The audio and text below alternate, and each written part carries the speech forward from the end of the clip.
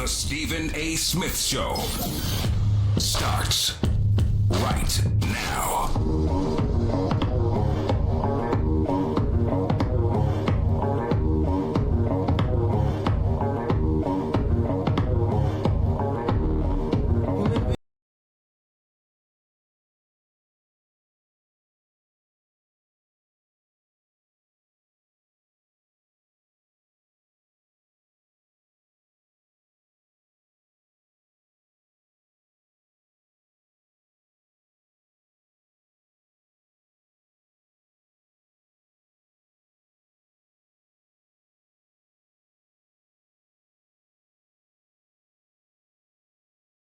ESPN Radio and ESPN News. 250 plus markets across the United States of America, plus ESPN Radio on Sirius XM, Channel 80, plus ESPN Radio simulcast over the live national television airwaves of ESPN News. Number to call up as always is 888-SAY-ESPN. It's 888-729-3776. ESPN Radio is presented by Progressive Insurance. Progressive's Home Quote Explorer gives you multiple quote options so you can pick what's right for you. See for yourself at progressive.com. Before I get to the calls, let me say this one last time about Magic Johnson. I was shocked at how forthcoming he was. I didn't expect that.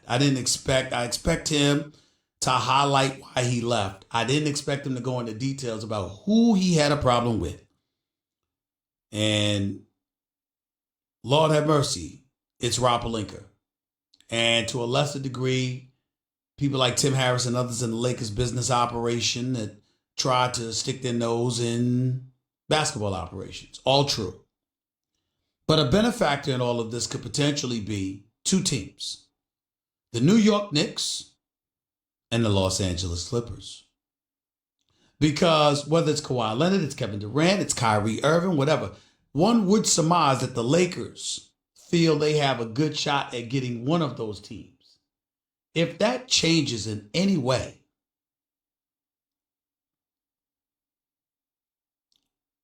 it's likely because of what Magic Johnson just said about the organization. And if that were to be the case, where would they go from there? Clippers, Knicks. So things are getting very, very interesting. I promised that hour number 2, I would just go to the calls because I'm so anxious to hear what everybody has to say, even though I'm not going to let you talk all day. But I'm going to do that. I'm definitely going to hand this hour over to the callers out there. Let's get right to it.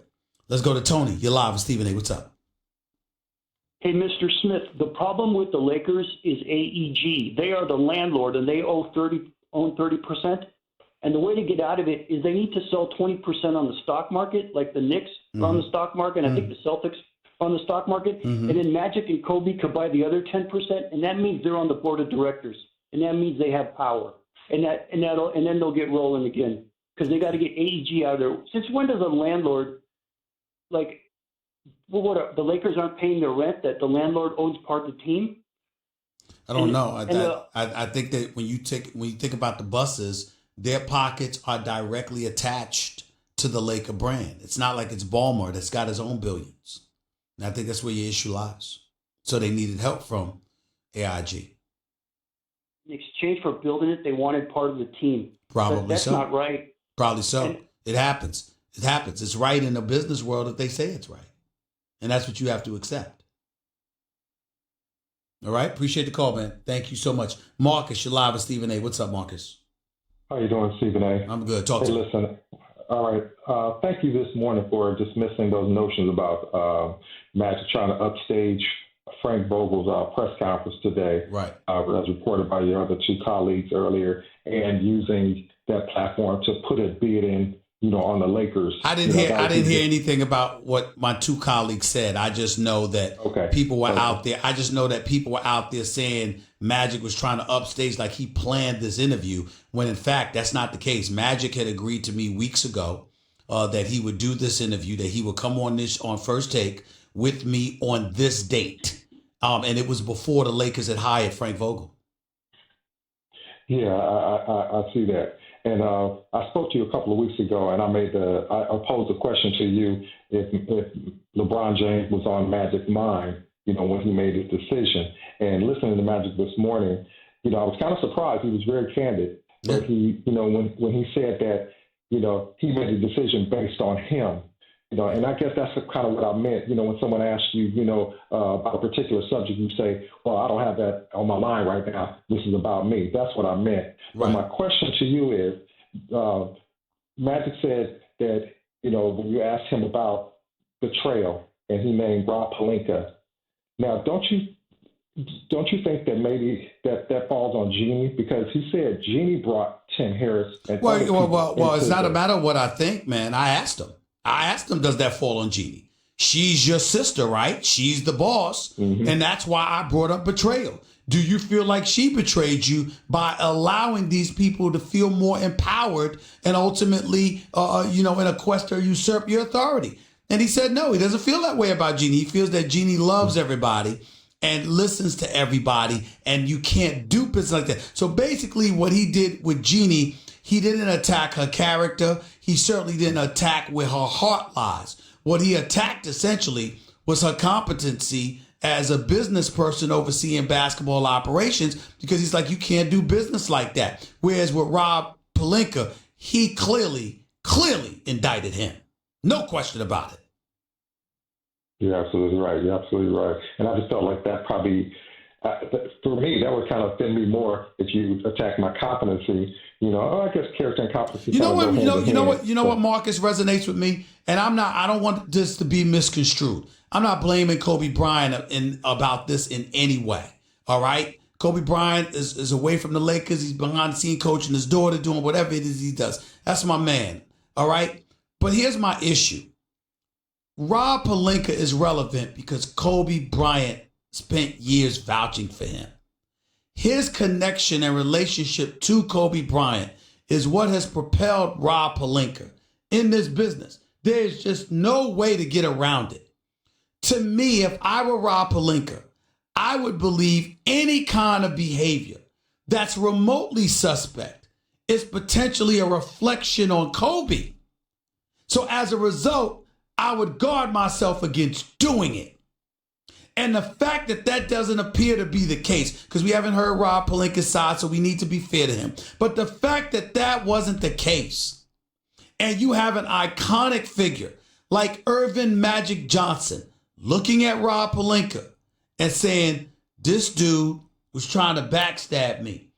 If I'm Kobe, I'm furious because I'm like, yo, you in this position, our relationship has a lot to do with it. How the hell could you allow yourself to be in a position where your character is being questioned about my man Earvin Magic Johnson? That's what I would be thinking. And I wonder why that hasn't happened. Yeah, I know. And, I didn't even look at it from that aspect, as far as Kobe's side. So that's a good point that you brought up. All right. I got to run, Marcus. I appreciate the call. Thank you so much. Let's go to Jake. You're live with Stephen A. What's up, Jake? Hey, I just want to talk about the state of the Los Angeles Lakers. I think, I think Rob is doing a good job, but I think it's kind of a shame what's going on with Jeannie and everything. They're having. What evidence do you have that Rob Pelinka is doing a good job? I don't know. I think I have faith in him. No, I want to hear that. You said you think he's doing a good job. What evidence do you have that he's doing a good job? Because Magic was over him. Magic was over him. And since he's been gone, what the hell has happened? Where's the evidence? It's been a mess. Thank you. Continue. I think the Lakers, we have to, like you said, I don't think we can win a championship if we don't land a top free agent, honestly. Okay. Appreciate the call. Thank you so much. Let's go to Marcus. You're live with Stephen A. What's up? Hey, Stephen A. This is Marcus. I just said it, so let's go to Marcus. But go ahead. My bad. I'm totally disgusted with this franchise. This is my team. I've been watching this team since I was young. This is an embarrassment. And the fact that he had to go on that, and then on top of that, we have to wait months to hear about this. And this is not right to Laker Nation or Laker fans. We are passionate about our team. It's been 6 years since we missed the playoff. This is not how it's supposed to go.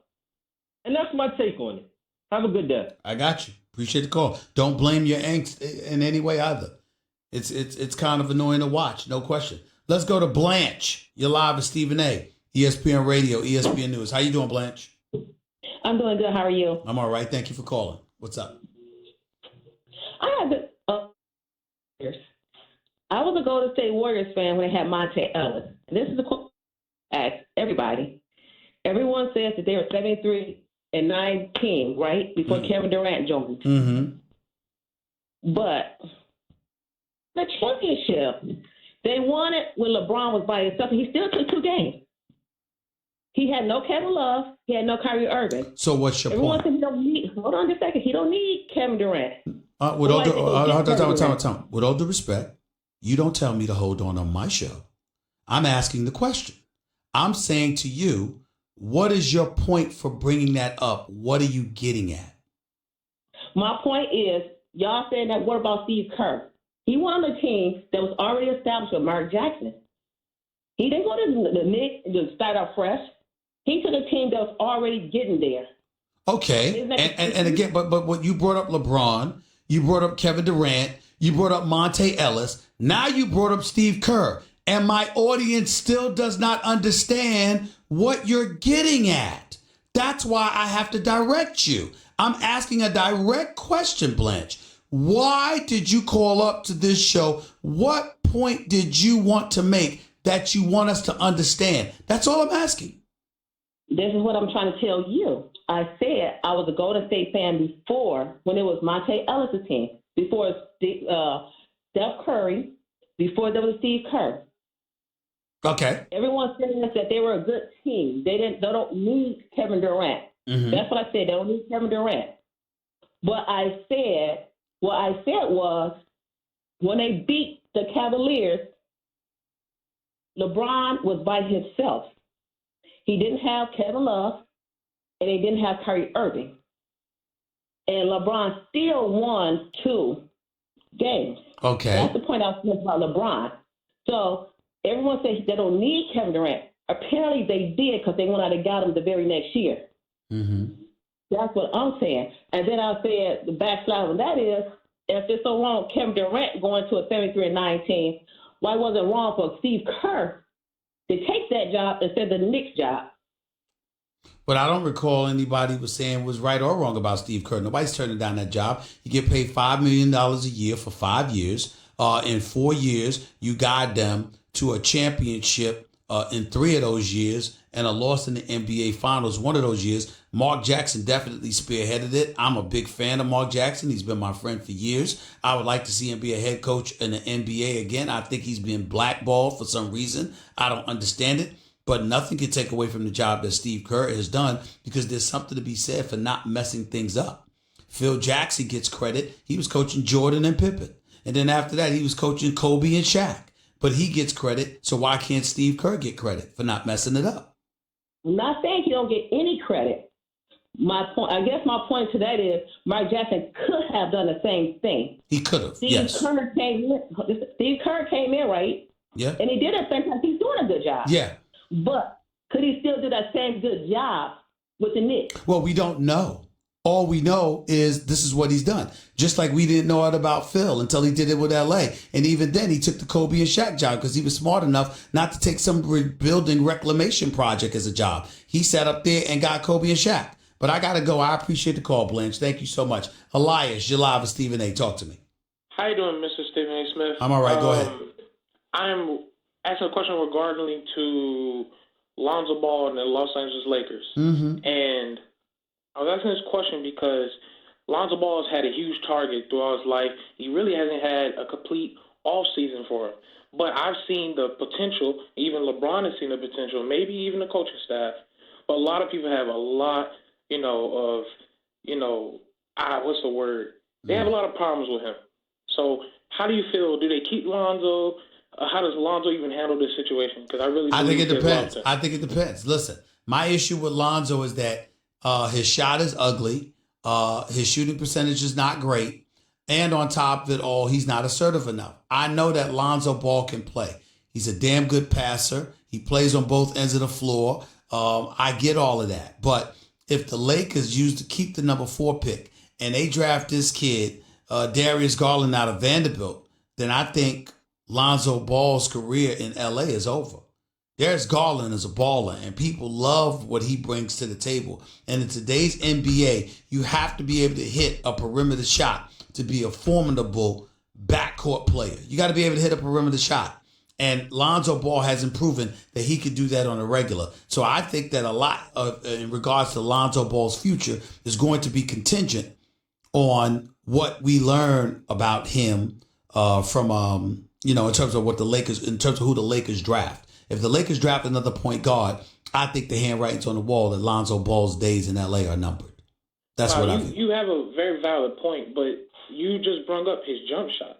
To me, I feel like Lonzo Ball's jump shot has gotten better, especially when he didn't have much time to work on it. No. It's not a matter of whether it goes in or not.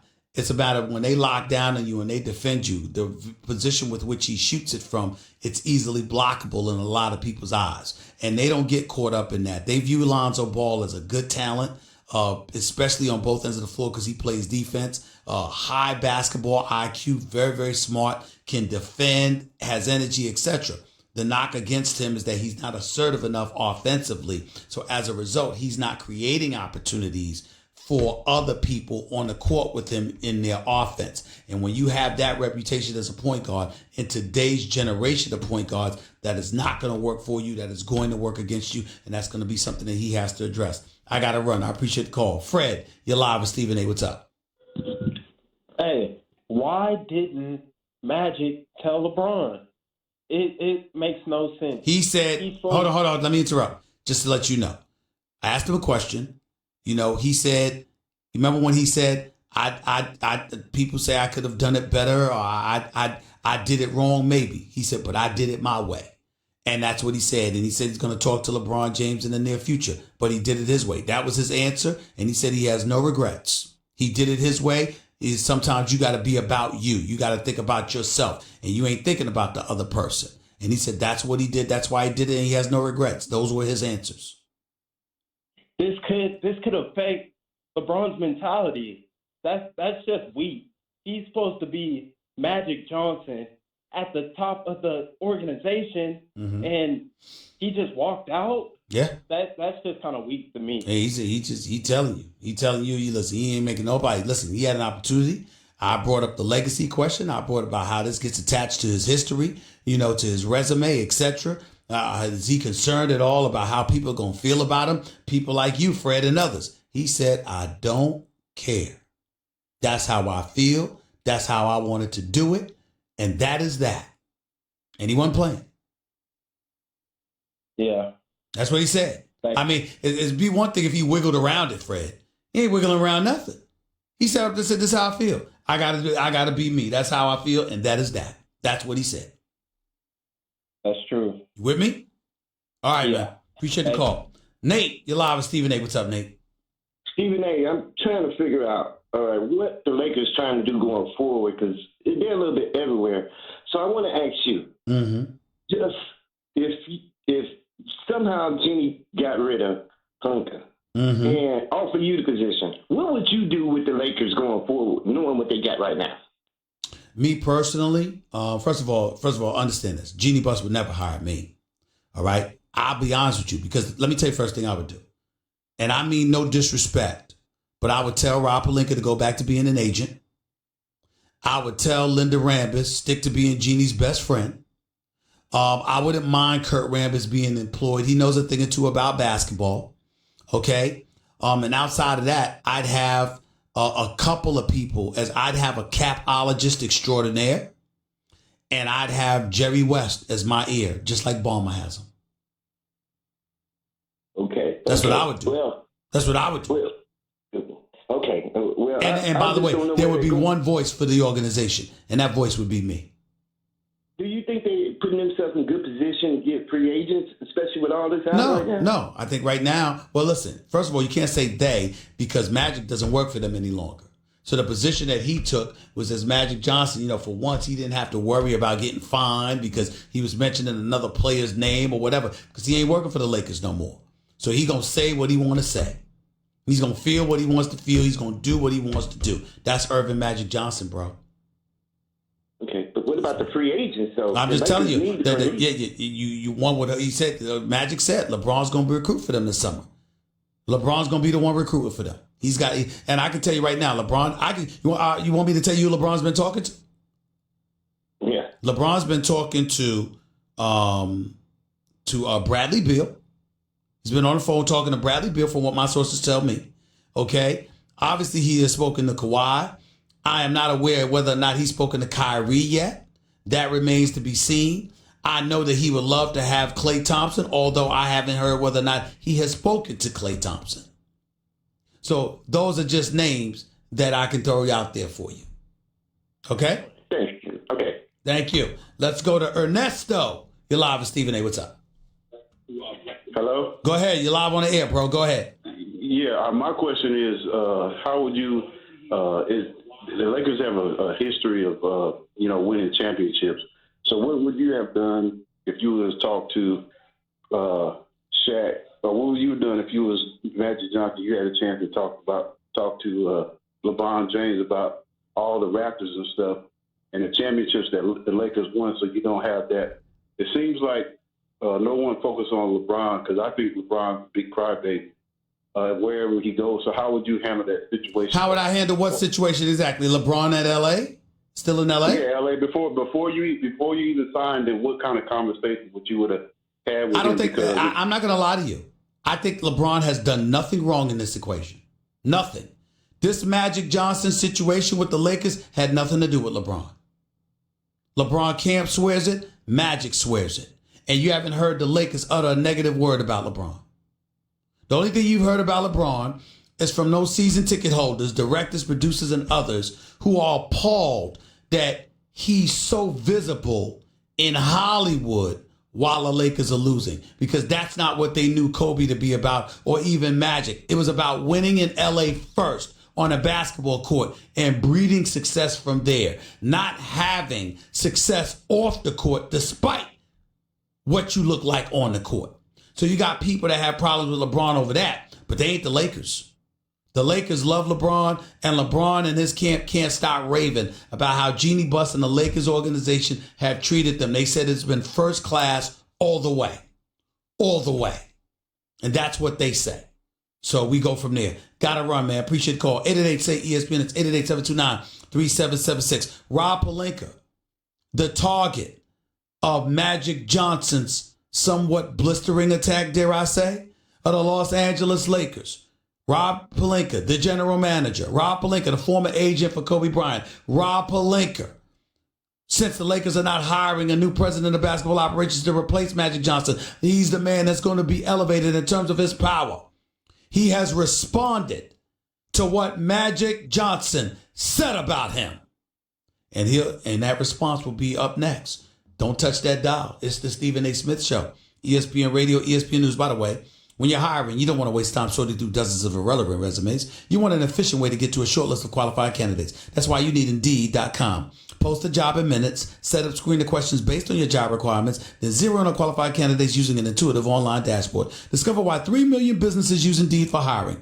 Post a job today at Indeed.com/hire. Search for greatness. Search Indeed. The Stephen A. Smith